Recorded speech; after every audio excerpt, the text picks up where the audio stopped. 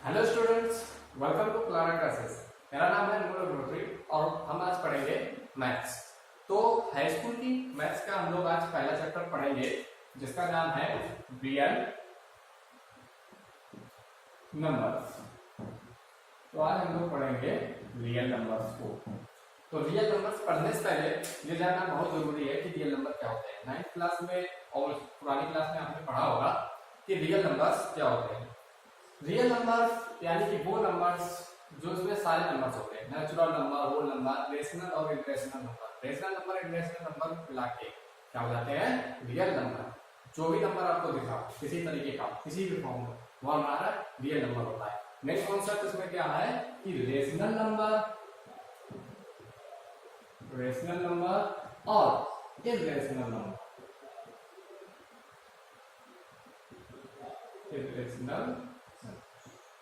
ये दोनों मिलके बनाते हैं रियल नंबर्स को, रेशनल नंबर्स और इरेशनल नंबर। इन दोनों को अगर हम लोग मिला दें तो हमारा कहलाता है रियल नंबर। एक छोटी सी झलक डाल लेते हैं इस पर भी कि रेशनल नंबर क्या होते हैं और इरेशनल नंबर क्या होता है, थोड़ा माइंड को याद करा लेते हैं।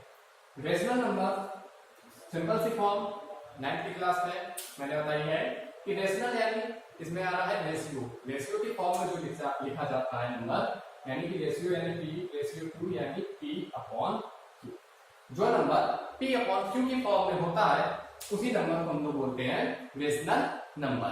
साथ यहाँ पे क्या होती है कि क्यू जो है वो जीरो के इक्वल में नहीं रहेगा। पी हमारा जीरो हो सकता है लेकिन क्यू यानी डिनोमिनेटर जीरो नहीं होगा। तो मोटा मोटा पढ़ लेते हैं रेशनल नंबर। रेशनल यानी रेशियो, जो नंबर रेशियो की फॉर्म में लिखा जाएगा, पी अपॉन क्यू की फॉर्म में लिखा जा सकता है, वो नंबर हमारा होता है रेशनल नंबर। बस शर्त यही है क्यू हमारा जीरो के बराबर नहीं होना चाहिए। इरेशनल नंबर नाम से पता चल रहा है जो नंबर रेशनल नंबर नहीं है वो है हमारा इरेशनल नंबर। इरेशनल नंबर में हमारा आता है 5, √2, √3, √4 और आगे रूट वाले सारे रूट वाले नंबर और पाई वगैरह ये क्या हमारे इरेशनल नंबर। ठीक है, ऐसा इसलिए है क्योंकि इनकी जो वैल्यू है वो डेफिनेट नहीं होती है, डिफाइन नहीं होती है। पॉइंट के बाद इनकी वैल्यू आगे बढ़ती चली जाती है। कहने के लिए हम लोग कहते हैं कि 5 इज इक्वल टू 3.14, बट 4 पे यहाँ पे वैल्यू नहीं रुकती है। 4 के आगे भी बहुत सारी वैल्यू होती है इसमें, लेकिन हम लोग 3.14 ही केवल लेते हैं। ऐसे √2 की वैल्यू हम लोग लेते हैं 1.414, बट 4 पे वैल्यू नहीं रुकती है, आगे जाती है। √3 की वैल्यू हम लोग लेते हैं 1.732, बस वो भी यही करीब वही है कि वैल्यू बहुत आगे जाती है, तो फिनिश नहीं होती है। इसलिए हम लोग इनको पी और क्यू की फॉर्म में नहीं लिख सकते हैं। नीचे 0 0 0 रखते ही चले जाएंगे, कितने भी डेसिमल हटा दो। तो ये होता है irrational number. Rational number ratio यानी पी अपॉन क्यू की फॉर्म में जो नंबर लिख ले वो हो गया रेशनल नंबर। इरेशनल नंबर जो रेशनल नंबर नहीं है यानी कि पाई, √2, √3, √4 वगैरह वगैरह। रेशनल और इरेशनल नंबर मिलके हमें बनाते हैं रियल नंबर। ठीक है, तो ये थोड़ा सा एक बेसिक था जो हमने थोड़ा जान लिया क्या होता है रेशनल नंबर, क्या है इरेशनल नंबर और क्या है रियल नंबर। अब हम लोग मेन कॉन्सेप्ट पे जाते हैं। सबसे पहले जो इसमें आपको एक थ्योरम दी हुई है उसको हम लोग पढ़ेंगे थोड़ा सा।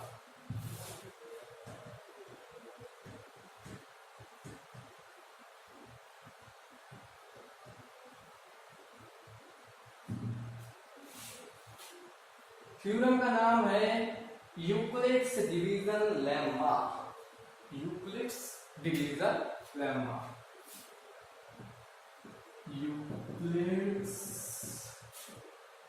Division lemma. ठीक है, नाम जितना खतरनाक है थ्योरम बिल्कुल उतनी ही सरल है।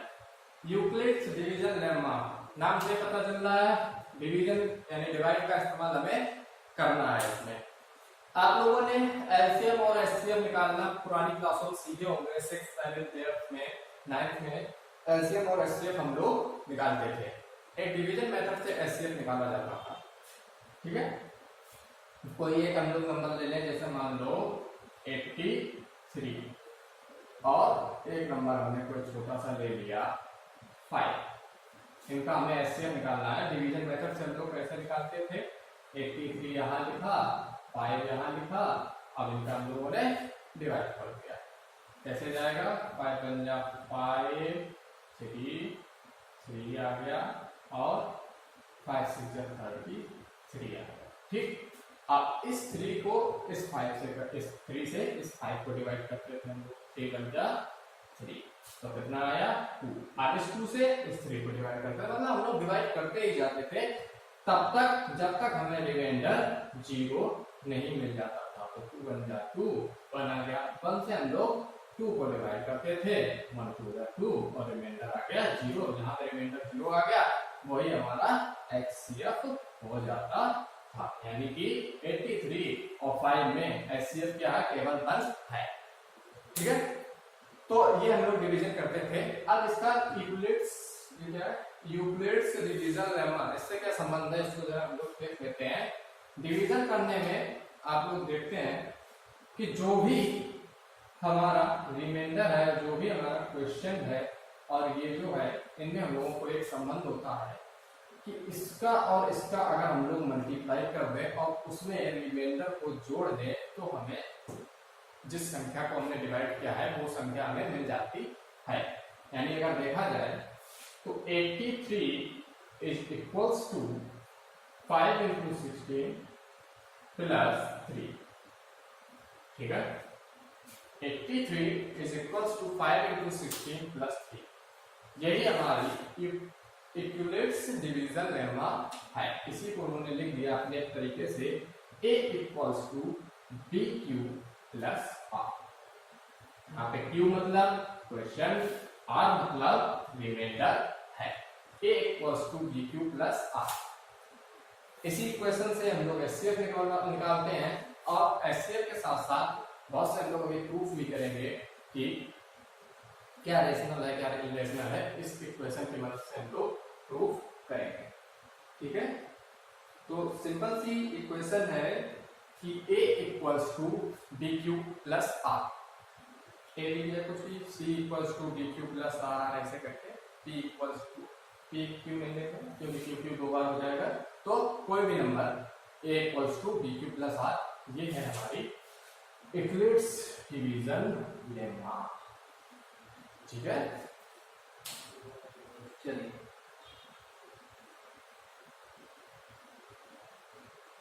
अब यहाँ पे एक बात जो याद रखने वाली ये है कि हमारा जो R है, जो हमारा R है, इसकी वैल्यू 0 के इक्वल भी हो सकती है इक्वल, और 0 के इक्वल से 0 से ज्यादा भी हो सकती है, और ज्यादा से ज्यादा कितनी हो सकती है, ज्यादा से ज्यादा वो हो सकती है हमारी B के बराबर। ठीक है, B से कम है। तो R की वैल्यू 0 से लेकर B की वैल्यू तक वेरी करती है। ठीक है,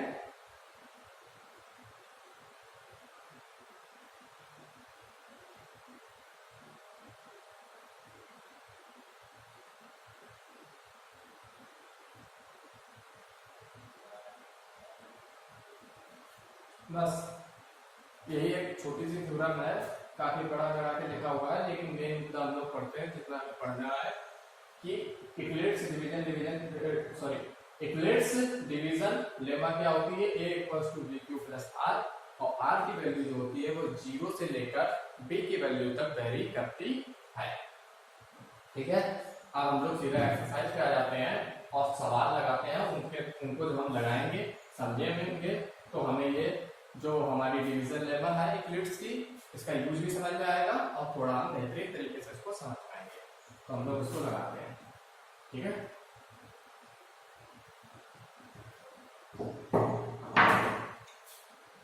सिंपल कॉन्सेप्ट है, डिवाइड वाला कुछ है नहीं इस लेमा में, कुछ भी नहीं है कि A equals to BQ plus R मतलब क्वेश्चन, और जो हम लोग जिससे डिवाइड कर रहे हैं उसका मल्टीप्लाई करके उसमें अगर हम लोग रिमाइंडर जोड़ देते हैं तो जिसका हमने मल्टीप्लाई किया है वो हमें मिल जाता है। यही इक्लिप्स की जो डिवीजन है लेमा है, यही कहती है। ठीक है, तो हम लोग एक्सरसाइज पे आ जाते हैं 1.1 और सवालों को लगाते हैं। पहला सवाल देखते हैं क्या बोल रहा है हमारा।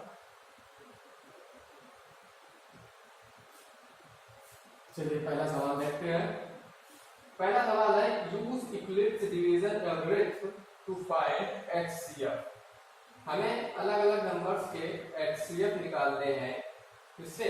इक्लिप्स डिवीजन लेम्मा का यूज करके, यानी कि इसी का यूज करके। तो सबसे पहला हमें पहले का पहला क्या दिया हुआ है?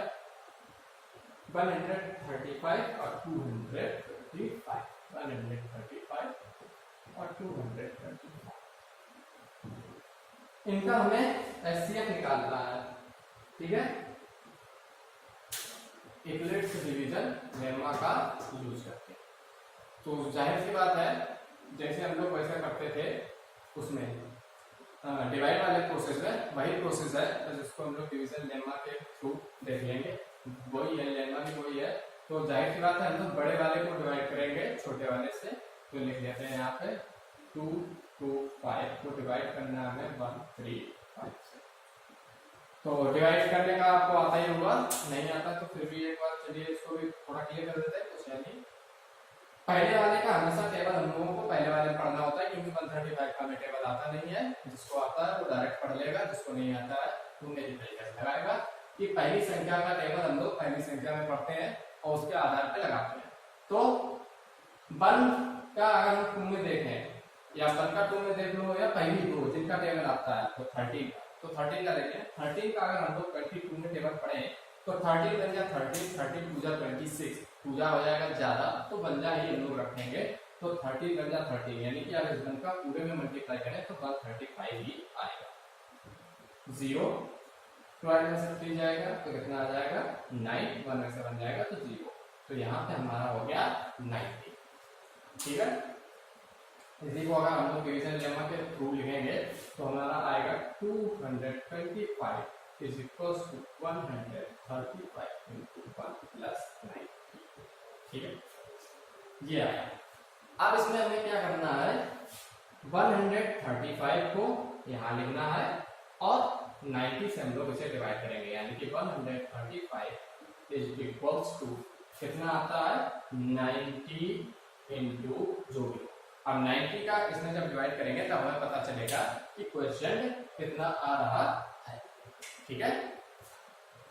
तो 135 को 90 से डिवाइड करो, फिर भाई 9 बन जाए 9, 9 को जाए 3 ज्यादा हो जाएगा। अगर 13 में 30 में देखा जाए तो बन जाएगा 9 बन जाए 9, 90 आया 5, 13 चला होगा 9 4 13 45, ठीक है। तो यहाँ पे आ जाएगा हमारा बंजा ही आएगा और प्लस 45, ये आएगा। फिर यही हमें करना है, ये बड़ा वाला यहाँ पे आ जाएगा 90 इज इक्वल्स टू ये जो रिमाइंडर है 45 मल्टीप्लाई बाय क्वेश्चन हमें सीधा सीधा पता होता है। 45 का अगर हम लोग इनटू करें, सॉरी उसमें दिखेगा तो इसको ऊपर ले आते हैं, थोड़ा सा यहाँ पे ले आते हैं, ठीक है, ऊपर ले आते हैं। 90 इज इक्वल्स टू 45, ठीक है, 45 इंटू 2 प्लस 0, यानी रिमाइंडर हमारा आ गया है 0। रिमाइंडर किस पे 0 आया है? 45 पे 0 आया है। तो HCF हमारा क्या हो जाएगा? 45 हो जाएगा, ठीक है। जहां पे रिमाइंडर 0 आ गया वही हमारा HCF। तो इसे हम लोग डायरेक्ट डिवीजन मेथड से भी कर सकते थे, लेकिन ये इन्होंने बताया, बोला कि डिवीजन लेम्मा यूज करो, अल्फाबेट यूज करो, तो हमें इसका यूज करना पड़ा। कुछ नहीं करना है, उसी तरीके से हमें लिखना था 225 is equals to B Q की जगह बी की जगह क्या आ गया? 135। क्यों हमें निकालना पड़ा? इसको डिवाइड करके क्यों निकल आया हमारा, और आर भी हमारा निकल आया। एक बार निकल आए, फिर आपको अगली इक्वेशन में कुछ नहीं करना है। यहाँ पर जो बी है वही हमारा बन गया ए, बी बन जाता है ए, ये बन गया और आर हमारा बन गया बी। फिर इनको डिवाइड करके क्यू निकाल दिया और आर निकाल दिया, फिर ये हमारा बी बन गया ए और आर बन गया बी। को ए बनाना है, आर को बी बनाना है। जहां पे हमारा बी में आर इक्वल्स टू 0 आ गया, वही वाला बी हमारा बन गया HCF, ठीक है। इसी तरीके के और नंबर है 196 को और 38 to 20। तो ये सारे गुणा भाग का कैलकुलेशन थोड़ा हम लोग स्किप कर देते हैं, कॉन्सेप्ट समझना ज्यादा अच्छा रहता है। एक सवाल मैंने लगा के दिखा दिया है, बचे हुए जो 2 सवाल हैं तो सिंपल है, सेम ऐसे ही लगाने हैं आपको। एल्गोरिथम का यूज करके डिवाइड करना है, क्वेश्चन रिमाइंडर लिखना है, फिर डिवाइड करना है, question reminder, divide, question reminder, बस डिवाइड करिए, क्वेश्चन लिखिए, रिमाइंडर लिखिए। a is equals to B Q plus R की फॉर्म में आप लिखते जाइए। a की जगह पे बड़ा नंबर, b की जगह पे छोटा नंबर, q हमें मिल जाएगा, r भी में मिल जाएगा। तो ये सब हम लोग जब लिखते चले जाएंगे, लास्ट में जहां पे आ रहा है 0 वहीं पे b हमारा बन गया HCF। अगला सवाल देखते हैं। So that any positive odd integer is of the form 6q plus 1 और 6q प्लस 3 और 6q प्लस 5। चलिए ये आया, इसका इस्तेमाल हम लोग डिवीजन लेम्मा से ही करेंगे। अगला सवाल जो आपके यहाँ लिखा हुआ है वो हमसे ये पूछा गया है कि so that any positive odd integer, any positive odd integer, कोई जो पॉजिटिव ऑड इंटीजर है हमारा, ठीक है। इंटीजर एक बार हम लोग समझ सकते हैं, इंटीजर क्या होते हैं, माइनस वाले नंबर और प्लस वाले नंबर, सारे नंबर जो होते हैं उनको हम लोग इंटीजर बोलते हैं। जैसे माइनस का 1 इंटीजर है, माइनस का 2 इंटीजर है, प्लस का 1 इंटीजर है, प्लस का 2 इंटीजर है। माइनस के सारे नंबर, प्लस के सारे नंबर, ये क्या होते हैं, इंटीजर होते हैं। तो हमें यहाँ पे साथ ये बोला गया है कि कोई भी पॉजिटिव ऑड इंटीजर, एक तो इंटीजर हमें कैसा लेना है, पॉजिटिव लेना है, और दूसरा ऑड होना चाहिए, इवन नहीं चाहिए हमें, ऑड नंबर चाहिए।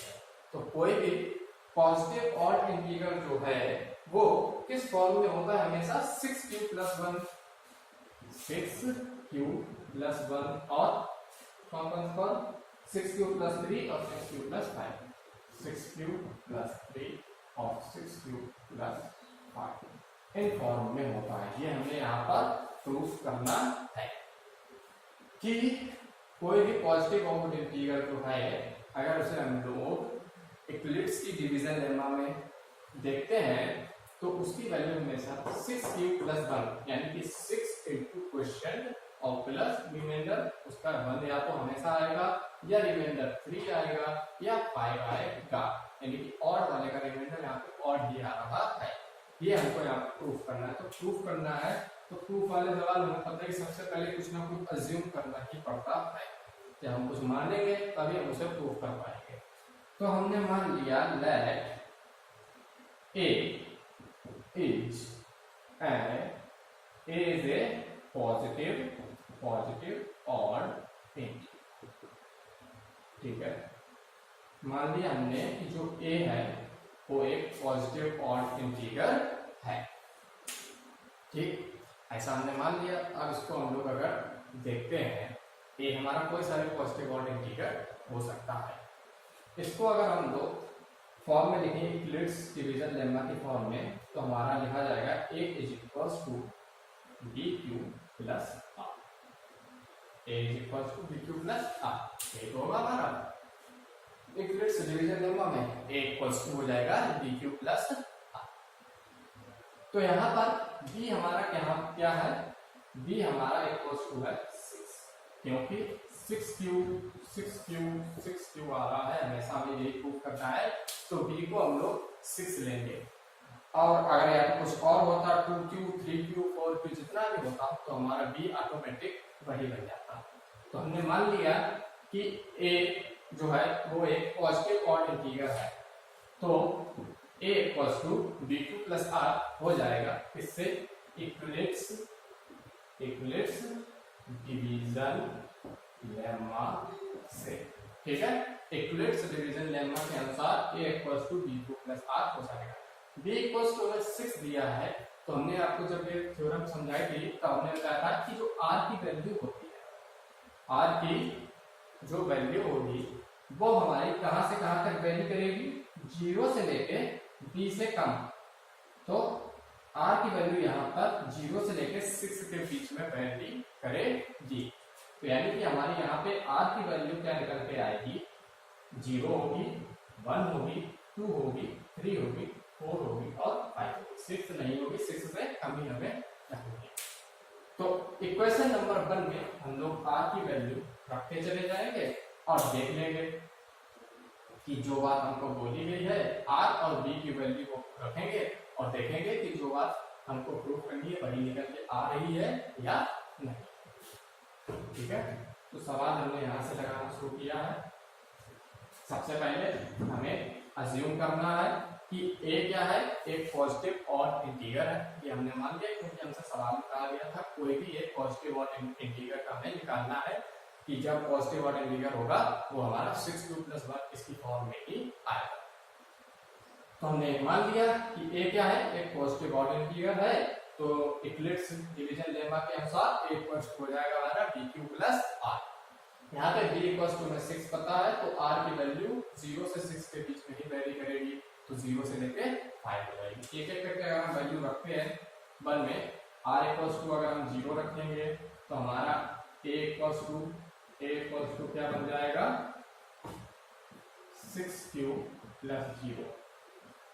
ठीक, a = बन जाएगा 6q + 0, यानी कि a = बन जाएगा हमारा 6q।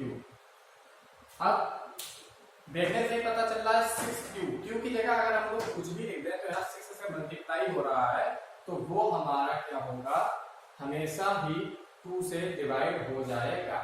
2 से डिवाइड हो जाएगा यानी कि क्या होगा, वो इवन नंबर होगा, तो ये एक ऑड इंटीगर नहीं हुआ। ठीक है, ऑड इंटीगर नहीं हुआ। आगे देख लेते हैं हम लोग सवाल में क्या करना है। तो ये हमारा हमेशा इवन नंबर होगा, ऑड नहीं होगा, क्योंकि because 6q is divisible by 2, so ये a is not a odd integer. ठीक है, यानी कि अगर r = जब हमने 0 रखा तो हमें पता चल गया कि a = 6q आएगा और 6q 2 से डिवाइड हो सकता है, तो a हमारा ऑड इंटीगर नहीं होगा। तो ये हमारी जो फॉर्म निकल के आई है ये ऑड इंटीगर की फॉर्म नहीं है। ठीक है, ऐसे ही r = जब हम लोग 1 रखेंगे,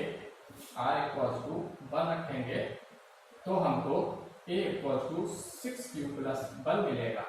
6q + 1 ये हमारा 2 से डिवाइड नहीं होगा, ये हमारा 2 से डिवाइड नहीं हो पाएगा, तो इसलिए क्योंकि ये 2 से डिवाइड नहीं होगा तो ये एक ऑड इंटीगर होगा। ठीक, इसी तरह से जब हम r = 2 रखेंगे तो यहाँ पे हमें मिल जाएगा 6q + 2। इतना आपने अगर समझ लिया हो तो इसके आगे हम लोग थोड़ा सा बढ़ लेते हैं। जब हम लोग लिखेंगे r = 2 तो a हो जाएगा 6q + 2, ये हमें 2 से डिवाइड हो जाएगा, 2 कॉमन ले सकते हैं हम इसमें और 2 से 2 कट जाएगा, तो ये हमारा क्या हो जाएगा, ये इवन हो जाएगा, तो ये ऑड नहीं है। r = जब 3 रखेंगे तो ऑड निकल के आएगा, जब 4 रखेंगे तो ऑड नहीं इवन निकल के आएगा, 5 रखेंगे तो ऑड निकल के आएगा। तो इसी तरह से जब हम लोग r की वैल्यू बार बार रखेंगे तो हमें बार बार ये सेंटेंसेस लिखने होंगे। इस 6q यहाँ पर क्या था 6q, तो 6q is divisible by 2, so it is not an odd integer। यहाँ पे 6q + 1 आया तो यहाँ पे हो जाएगा 6q + 1 is not divisible by 2, so 6q + 1 is an odd integer। तो जब हम सारे निकालेंगे, सारे निकाल लेते हैं, ये क्या हो गया, इवन हो गया। r = 3 रखेंगे तो a = आ जाएगा 6q + 3। ठीक है, तो ये हमारा 2 से डिवाइड नहीं होगा, तो ये हो जाएगा हमारा ऑड। r = 4 रखेंगे तो a हो जाएगा 6q + 4, ये हमारा 2 से डिवाइड हो जाएगा क्योंकि इसमें हम 2 कॉमन ले सकते हैं, तो ये हमारा बन जाएगा 3q + 2, तो ये 2 से डिवाइड हो जाएगा यानी कि ये क्या हो जाएगा, ये। ठीक है, तो ये हमारा ऑड नहीं है। जब r = हम लोग लास्ट 5 रखेंगे तो a हो जाएगा 6q + 5, ये 2 से डिवाइड नहीं होगा, तो ये ऑड हो जाएगा।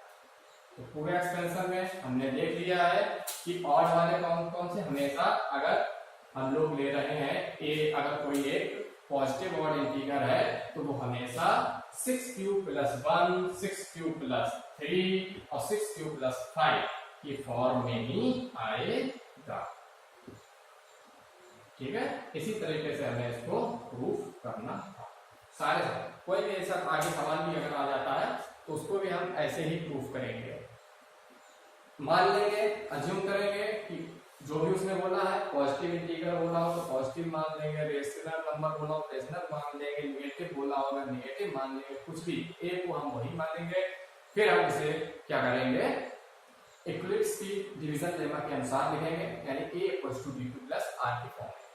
b की वैल्यू हमें सवाल से मिल जाएगी, जो उसने दिए हुए होंगे 6 क्यूब 4 क्यूब जो भी दिया है, तो b की वैल्यू वही हो जाएगी। r की वैल्यू 0 से लेकर उस वैल्यू तक वेरी करेगी।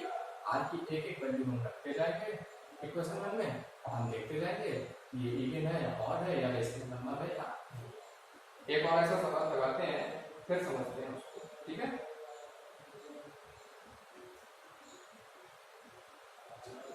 ऐसा ही एक आपका सवाल नंबर है 4, इसको और देखते हैं, एक के बाद एक ऐसे ही सवाल देखते हैं तो उससे ज्यादा समझ में आ जाएगा। 3 वाला स्किप नहीं किया है, पहले 4 वाला समझ लेते हैं क्योंकि वो बिल्कुल ऐसा ही है, फिर हम लोग 3 वाला।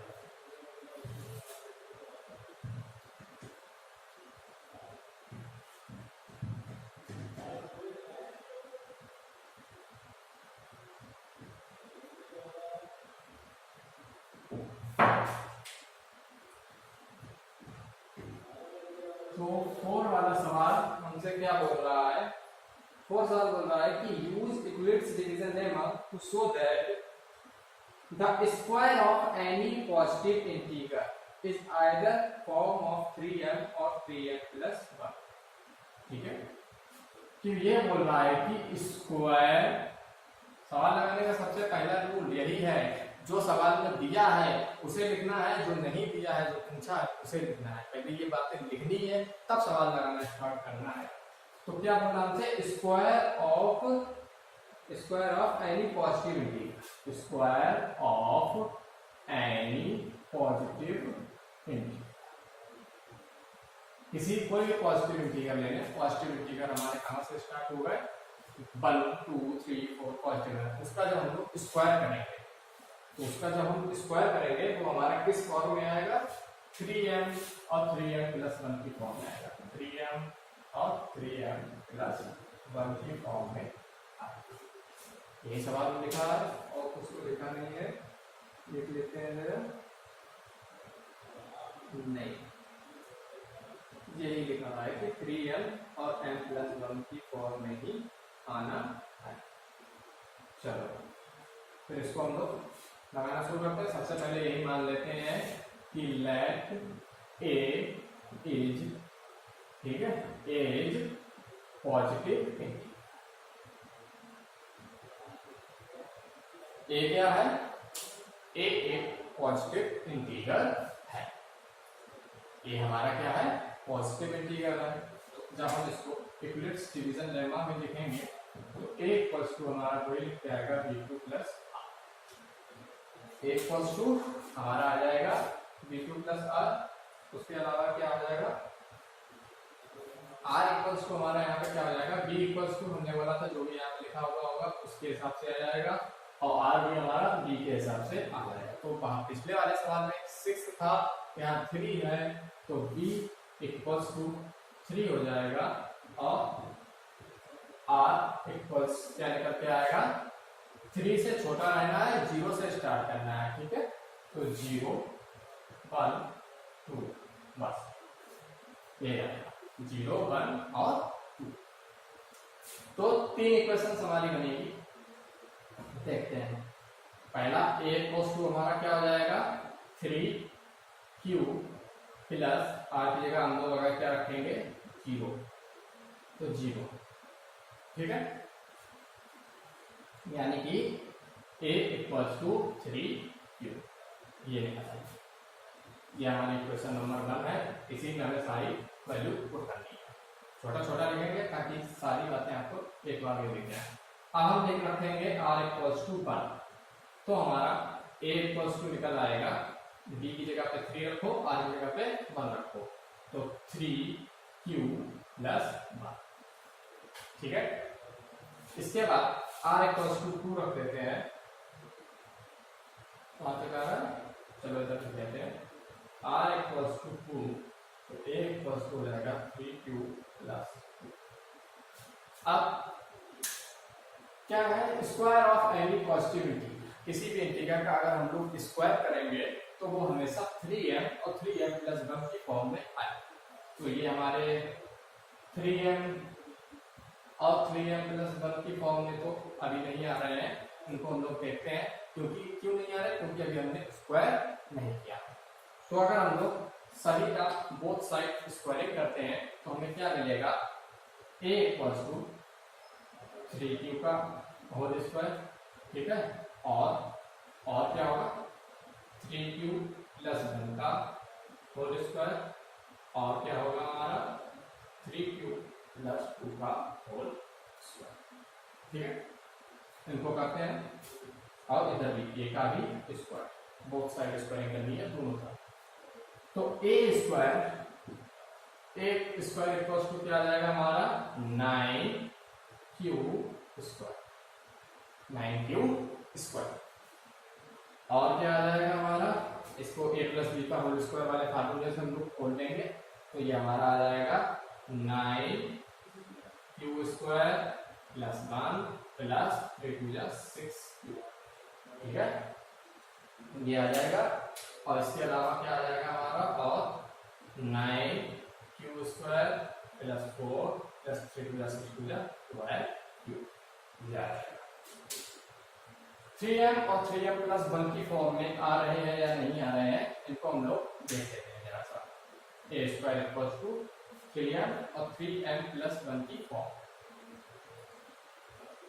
इनमें और इनमें हम लोग देखते हैं क्या चीज हमारी कॉमन निकल सकती है, उसको देख लेते हैं, वो हम लोग निकाल लेते हैं, ठीक है। तो इन दोनों में तो हमारा 3q कॉमन हो जाएगा, दो में अगर ले लेंगे, और इन दोनों में भी हमारा 3 ही कॉमन आ रहा है, 3q कॉमन आ जाएगा, तो 3q और 3q दोनों में कॉमन आ जाएगा।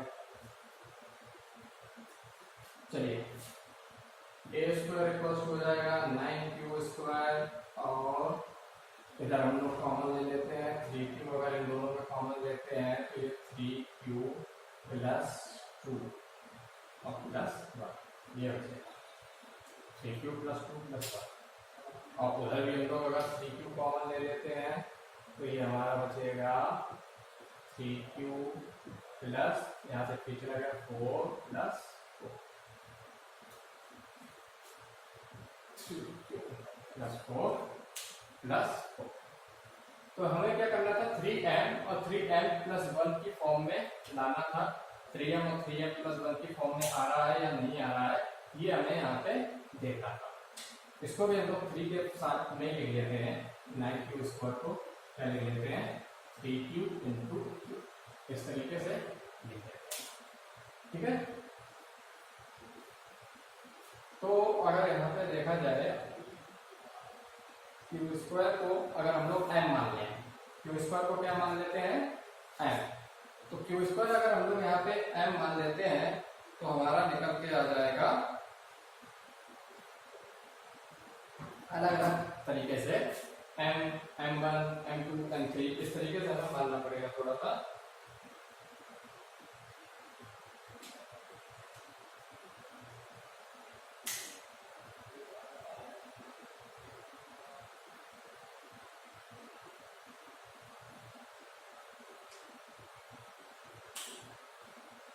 चलिए इसको थोड़ा सा हम लोग देख लेते हैं कि ये जो 3q है, अब 3q की फॉर्म में 3m और 3m प्लस 1 की फॉर्म में अगर हम लोग देखें तो सारे हमारे अलग अलग आ रहे हैं, ठीक है। अगर हम इसको देखें तो ये k1 हम लोग मान सकते हैं, ठीक है, और इसको हम लोग मान लेते हैं k2 और इसको k1 और k3 मान लेते हैं। तो इसमें अगर देखा जाए m तो 3m हो जाएगा, ये हमारा हो जाएगा 3m1 प्लस 1 और ये हो जाएगा 3m प्लस 4, m2 प्लस 4। तो ये थोड़ा सा अलग अलग हो जाएंगे, 3m और 3m प्लस 1 की फॉर्म में ही आ जाते हैं अगर हम लोग देखें। तो ये कह सकते हैं हम लोग कि अगर किसी भी पॉजिटिव इंटीजर का हम लोग स्क्वायर करेंगे तो वो हमें 3m और 3m प्लस 1 की फॉर्म में ही मिलता है, क्योंकि यहाँ पे हमारा क्या आ रहा था 9q स्क्वायर, यहाँ पे 9q स्क्वायर +1 +6 और यहाँ पे 9 प्लस 2 का होल स्क्वायर था। ठीक है, तो अगर हम लोग यहाँ पे क्यूब स्क्वायर को मान लेते हैं तो यहाँ पे हमारा m आ जाता, 9m + 91 आ जाता।